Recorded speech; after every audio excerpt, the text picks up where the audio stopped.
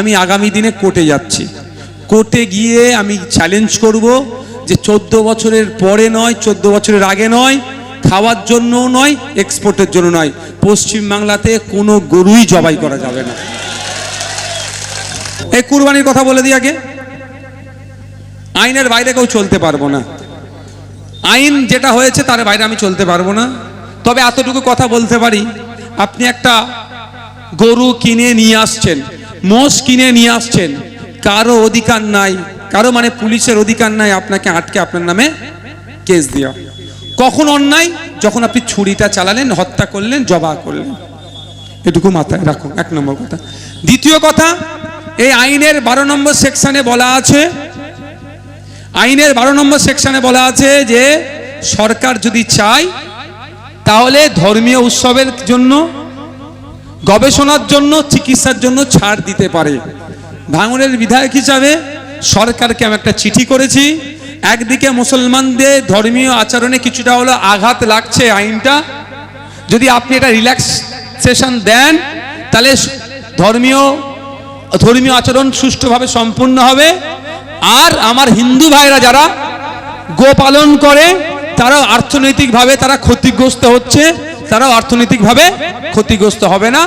12 নম্বর সেকশনটাকে আপনি আপনার ক্ষমতা ব্যবহার করুন। তারপরেও বলছি, ওই সেকশন আর একটা সেকশন আছে, ওই আইনে আর একটা সেকশন আছে, সেই সেকশন দিয়ে অলরেডি চিঠি আপনার এলাকার যে কটা থানা আছে থানায় পাঠিয়ে দেওয়া হয়েছে। পুলিশ আপনাদের কি খুব কড়াকড়ি করছে না তো? নিয়মের মধ্যে আপনারাও থাকবেন, পুলিশও কিচ্ছু আপনাকে ডিস্টার্ব করবে না, এটা আমি বলে যাচ্ছি। আর সব কথা মাইকে বলা সম্ভব নয় ভাই, সম্ভব নয়। আমি তারপরে আবারও বলছি, আইনের ঊর্ধ্বে কেউ নয়।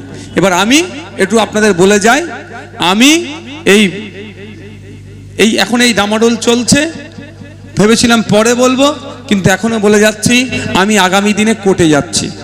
কোর্টে গিয়ে আমি চ্যালেঞ্জ করব যে 14 বছরের পরে নয়, 14 বছরের আগে নয়, খাওয়ার জন্যও নয়, এক্সপোর্টের জন্য নয়, পশ্চিমবাংলাতে কোনো গরুই জবাই করা যাবে না।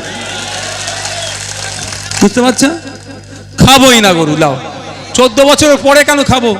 14 বছরের আগে খাওয়া যাবে না, পরে খাওয়া যাবে না, এতো তো টোটালটাই যেমন খাওয়া যাবে না। আর একটা করব, গরুও বিদেশে বিক্রি করা যাবে না, এই আইন করতে হবে। ওই জন্য আমি কোর্টে যাব, আমি মাথায় রাখুন। কারণ আমরা ইলেকট্রাল বন্ড মানে এই রাজনৈতিক দলগুলোকে বড় বড় কোম্পানিরা টাকা দিয়ে সহযোগিতা করে। আমার পাশে যে বামপন্থীরা আছেন, এদেরা এই ইলেকট্রাল বন্ডেও শূন্য, একটা টাকা এরা নেয়নি কর্পোরেটদের কাছে। কিন্তু বিজেপির ইলেকট্রাল বন্ড সব থেকে বেশি পেয়েছে। তার মধ্যে যারা আবার বিদেশে গরুকে জবাই করে বিক্রি করে, ওদের গরু যাই প্যাকেট হয়ে যায়, ওখানে হালাল লিখতে হয়। আল কাবির নাম দিয়েছে, কোম্পানির মালিক উত্তরপ্রদেশ একজন ব্রাহ্মণ, হিন্দু ব্রাহ্মণ। আল কাবির নাম দিয়ে গরু বিক্রি করছে, ওই গরুটা বিদেশেও না বিক্রি করতে পারে, তার মামলা আমি করব। আর এক সমাজের হেভি অংশের মুসলমান আজকে তারা প্রতিজ্ঞাবদ্ধ হয়েছে, এবারে টোটাল গরুই জবাই করব না। তারা যে প্রতিজ্ঞাবদ্ধ হয়েছে সেটাকেও আমি স্বাগত জানাবো, তার বিরুদ্ধে আমি কথা বলতে পারবো না।